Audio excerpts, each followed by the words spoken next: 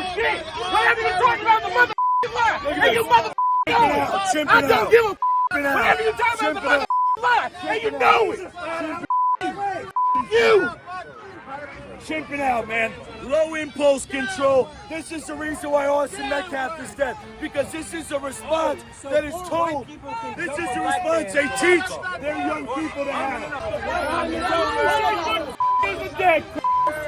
Only good is a dead.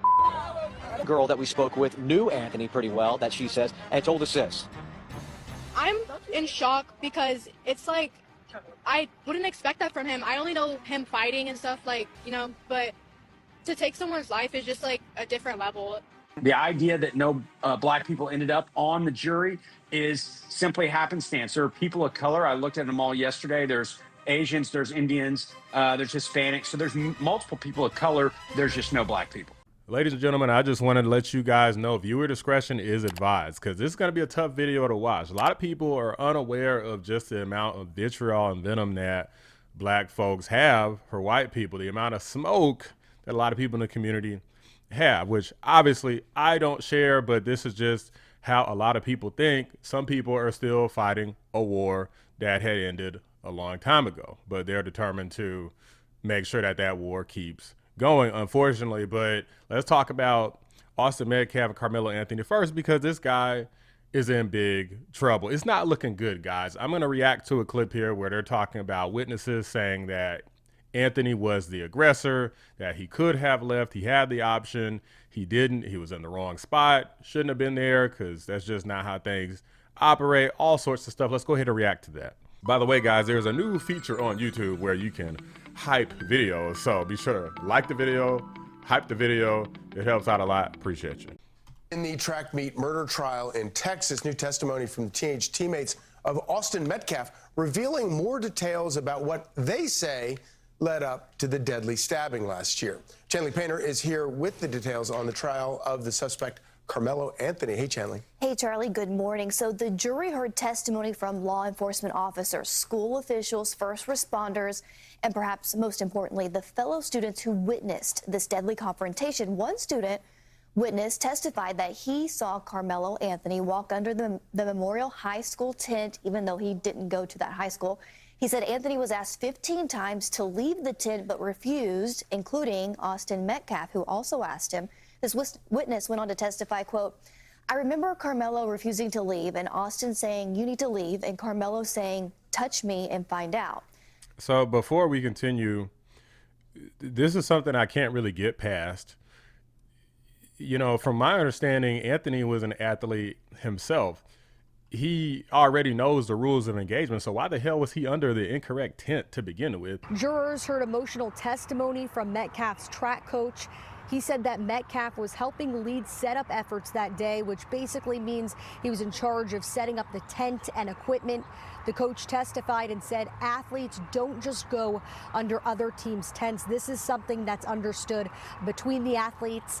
And from my understanding, he was the sole person under this tent that wasn't supposed to be there. It's not like other people were there. He was the only one. I just don't understand it. They said something about it was raining, but that's still not really a valid excuse. Like, I just don't understand it. It seems as though it was inviting of a altercation, if you ask me. The prosecutor then asked, anyone tried to gang up on him? The witness said, no, sir. Who was provoking, the prosecutor asked. Karmelo Anthony, he replied. The witness said, quote, Austin leans in to push him and Karmelo stabs him. The jurors also saw some harrowing body cam footage from first responders in court yesterday. It shows Austin's twin brother Hunter sobbing and screaming through tears as he attempts to revive his brother, the victim, and they were unsuccessful. It also shows the then 17-year-old Anthony during his arrest, where he told police, quote, I'm not alleged, I did it. He put his hands on me. I told him not to. He put his hands on me.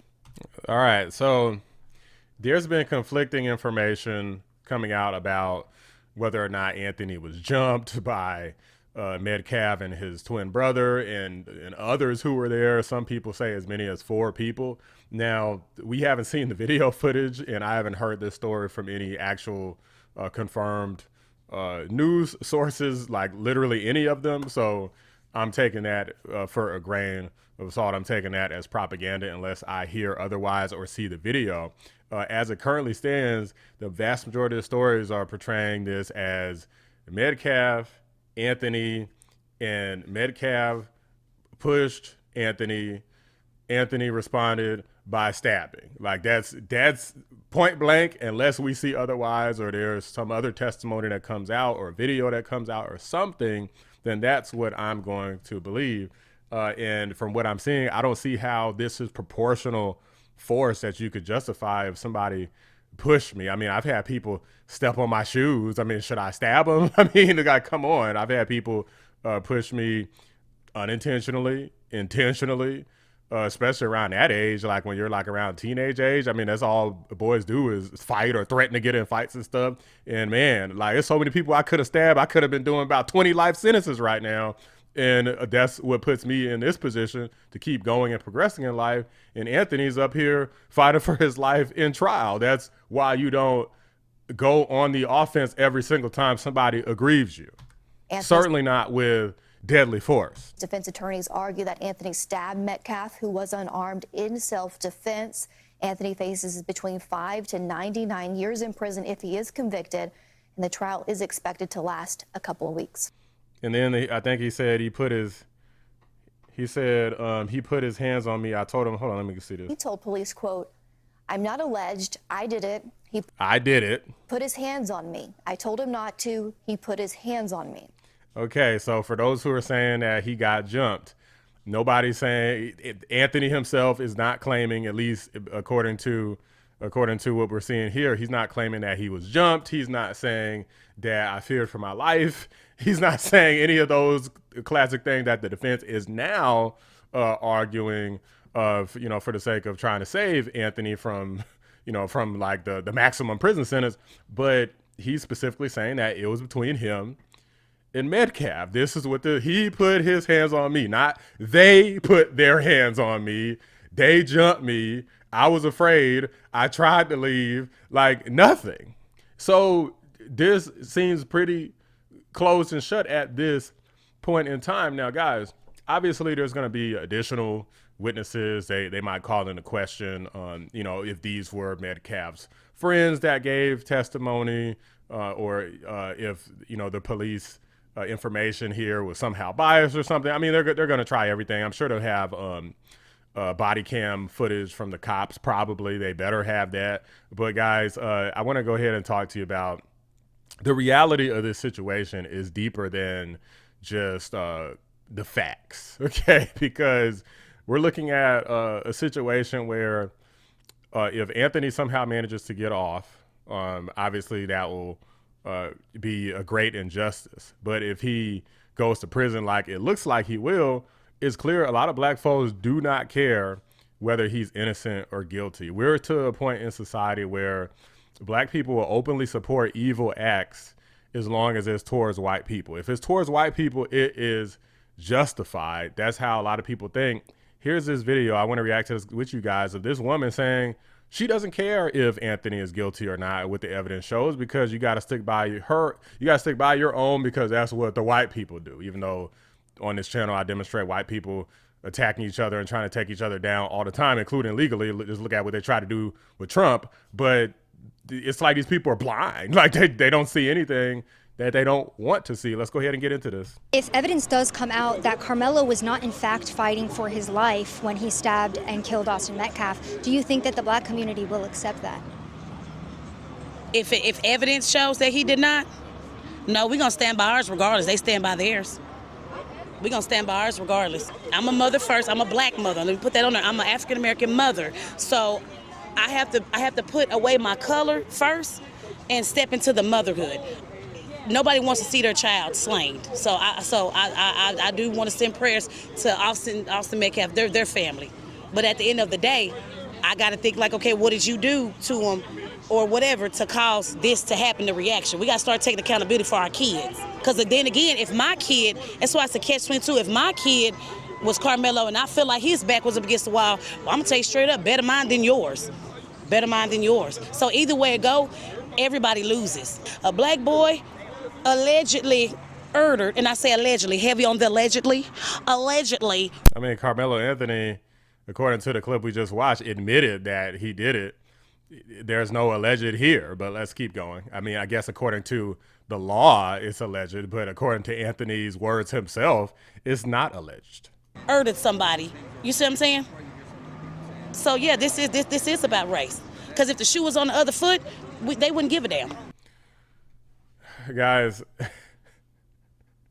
I mean, this is the type of stuff that I'm talking about. I mean, we live in a world where, let's not forget that at the end of the day, if it wasn't white people, or at least a segment of white people that wanted to end slavery, then black people would probably still be slaves in America.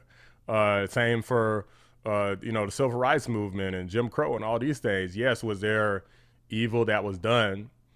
And now, unfortunately, everybody is having to suffer for the sins of the past. Yes.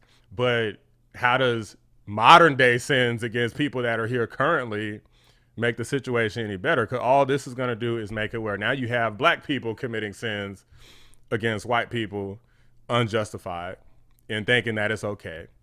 And what this is going to do is create a whole nother generation of white people where the black people of sinning from today are going to cause black people in the future to have to make up for the sins of these other deranged, evil black people too, right? It's like this cycle. Like, these people are evil towards us, so the next generation is going to be evil towards their kids, and then the next generation of people is going to be evil towards the other generation of kids because they're mad about this back and forth. It's like it's endless. That's why I'm saying these people are keeping a war revived that doesn't need to be the case. It could just be what's good and what's evil. Did somebody do something wrong? Yes. Okay. They go to prison. Is the justice system fair all the time? No, it's not fair all the time. But that goes for a lot of people. It's not just unfair towards black people. It's unfair towards lots of people all the time. That doesn't mean that we should be intentionally advocating for every single black person, right, wrong, or indifferent, to go free. Effectively, what you're saying is that if the system doesn't work well sometimes for black people, some people get convicted when maybe they shouldn't, or some people that are white should get convicted and they don't. If that's what you're saying, then effectively you're saying, well, hey, we just need to let every black person that commits crime off. Again, as long as it's against white people, they need to go free every single time. That's not what happens when white people commit crimes against black people. So why should black people get to commit crimes against white people just because of like a few instances that people don't agree with? I mean, there's literally thousands of cases every day. And tons of people get sent to jail, both black and white, for doing wrong. So is there going to be some mishandled, some injustices? Absolutely. But does that mean that now we just need to just cap for all of the freaking criminals out here? I'm so sick and tired of black people trying to support criminals. Doesn't matter what the evidence is. These people make us look stupid. They make us look crazy. They make us look racist. And worst of all, they make us look evil. Let me just say it, right? How many black folks on this stage or in this room, just think about this, nobody answered, right? Have you had encounters with white folks, right? Or had a thought in your mind, ever ran through your mind? Man, if I get away with it, man, I'll kill that white motherfucker. Man, if I get away with it, man, I'll dump that motherfucker in the ditch and keep on moving. They got to be justified. I'm not talking about some shit that's justifiable under the law, some shit that's self-defense, nothing. I'm talking about just because, just because of how you felt in that moment about a white motherfucker. Saying, well, y'all people was evil throughout history, so we're going to be evil now, doesn't make it any better, guys. All it does is mean it demonstrates that one group of people grew and learned from the past, and another group of people devolved because of the past. Some might even say that it makes one group of people look like they're good now, and the other group of people look like they're straight up evil. If this video is any indication, but these are just my thoughts, guys. Let me know what you guys think. Drop a like on the video. Subscribe to the channel if you're new. I appreciate you guys watching. I'm out. Shout out to my members, patrons, and fellow anomalies, Cyber Noodle, 655, The Great, Bella Scott, Carpentier John, and Pinecone 6. I appreciate you guys every single day. Touching someone is not deadly force. You cannot meet deadly force. You cannot stab someone in the chest and kill them because they touch you. They've got to be coming at you with a knife. They've got to be coming at you with a gun. They've got to be coming at you with a metal pipe to split your head open. You can't be justified in killing someone with a knife and stabbing them in the chest if they were not about to immediately use deadly force on you.